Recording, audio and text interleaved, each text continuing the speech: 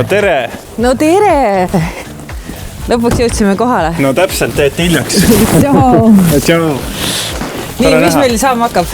Nüüd hakkab lõbu saama. Lähme paneme kiivrid pähe, ma annan paar näpunäidet ja siis lähme saanidega sõitma. Tasus tulla. Kas selleks, et rentmotos saaks saaniga sõita, peab ennem olema mingi kogemus ka või oskama sõita? Ei pea, et see on täiesti tavaline praktika, et tulevad inimesed, kes ei ole üldse varem sõitnud kas saaniga või üldse mototehnikaga, aga praktika näitab ka seda, et me paneme nad alati sõitma ka. Kas ma saan saani ise valida, aga siin on mingi võimsustes mängib ka rolli või? Meie laseme alati ise valida, aga me alati soovitame ka, et kui ikkagi on vähesema kogemusega sõitja, siis me soovitame mingit rahulikumat saani, aga kellel on mingisugune motokogemus, et siis nendele me anname tavaliselt vähe võimsama ka. No ilmselt mõni võib-olla hakkab kartma, et mis siis saab, kui mul läheb see saan ümber. Tavaliselt, kui väikse kiiruse pealt juhtub ja ise nii-öelda jõuad reageerida, et siis tavaliselt midagi ei juhtu, et see lumi on tegelikult pehme ja mina ütlen alati, et see kukkumine õpetab kõige rohkem, sest siis sa juba tead, et mis hetkest see masin kukkuma hakkab. No ma loodan, et me õpime ikkagi puhtast sõidust, mitte kukkumiste pealt.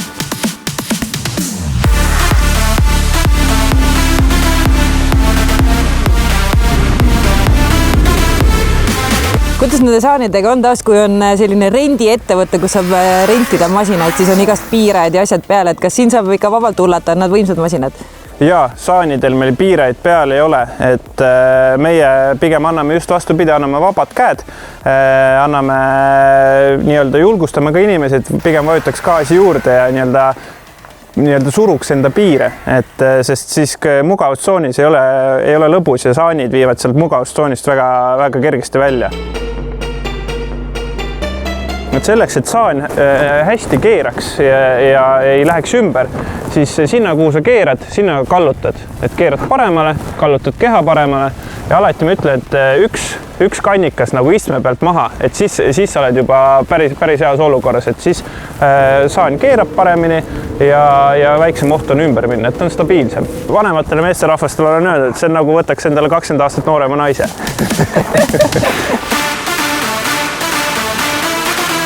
Kaua see sõit kestab tavaliselt? No meie oleme öelnud, et alla poolelise tunni ei ole mõtet nagu tulla, et siis tavaliselt sellest esimesest tunnist hakkab lõbus alles, siis sa harjud masinaga ära, kui sa just ei ole igapäevasõitja. Et kui sa igapäevasõitja oled või regulaarne, et siis sellest tunnist piisab ka täiesti. Aga kui sa sõidad võib-olla aastas korra, võib-olla 2 korda, siis tasub ikkagi vähemalt 1,5 tundi võtta, sellepärast et alguses harjud, kui sa tunned ennast masina seljas mugavalt, siis alles hakkab lõbus.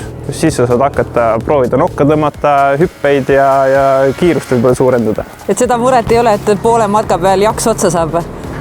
See mure võib saaniga väga lihtsasti tekkida, et see võtab ikka käed väga läbi, et on oht, et järgmine päev särgid enam selga ei lähe. Aga mina kindlasti alati julgustan, et isegi kui keegi tahab poole pealt ära lõpetada, siis mina julgustan, et teeme natuke veel, et vaata, et äkki hakkab meeldima. Sest tavaliselt kui sellest kõige raskemast hetkest üle ära saad, siis hakkabki lõbus.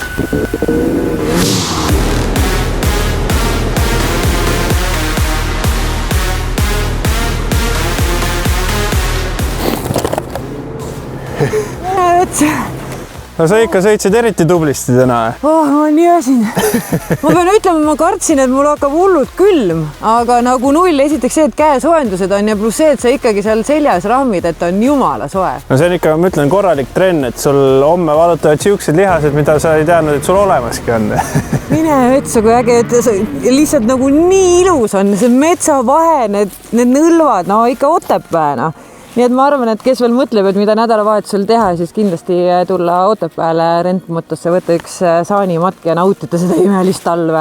No meie sõidame saaniga, aga ega rentmoto ainult saanimatkasid ei paku ju. Jaa, tegelikult meil siin kevad kuni sügis me sõidame ATV-dega ka, et seal on ka meil radu on tohutult ikka mitukümmend kilomeetrit nagu metsa sees, aga sõidame ka tee peal ja käime muda sees, mäkketõusu ja kõike. Ja ma ütlen, et siin vahet ei ole, kui suur seltskond on, et meie võtame alati vastu, et suvepäevad, talvepäevad, kollektiivid, sõpruskonnad, poissmeeste õhtud on väga popid meie juures. et alati leiame tegevust. Meil on lastesaanid, meil on laste ATV ja kindlasti ma ütlen, et leiame siin tegevusi, et siin padelit saab mängida, on ju, kas lastega või ilma. Kui keegi näiteks ei tahagi sõita, siis on alati on siin tegevust. Pakume ise majutust, ümberringi on tuttavad, kõik pakuvad ka majutust, kellel on mingisugune talu või mis iganes. Ja pakume ka toitlustust, et kuna see on niisugune pereettevõte, vennaga koos teeme seda ja ema siis pakub toitlustust. Et meil on siin täitsa registreeritud köök, Villadi Nukka, kus siis ema teebki tegelikult meie enda kasvatatud lambast, teeb lambaliha. Ja see on nii maitsev, et uskuge mind, et te pole ise niisugust maitseelamust saanudki. Et isegi inimesed, kes muidu ütlevad, et lambaliha ei söö, siis nemad limpsivad näpud puhtaks ja võtavad juurde ja küsivad, mis liha see on, et see ei saa lambaliha olla. Ja kes külla tahab tulla, siis rentmoto.ee lehelt leiab kõik üles, saate päringut saata, näete kõik, mis võimalus meil on. Ilmataadi kingitust tasub ära kasutada ja tuleb sellest selle aasta talvest ikka viimast võtta, nii et tulge sõitma kindlasti.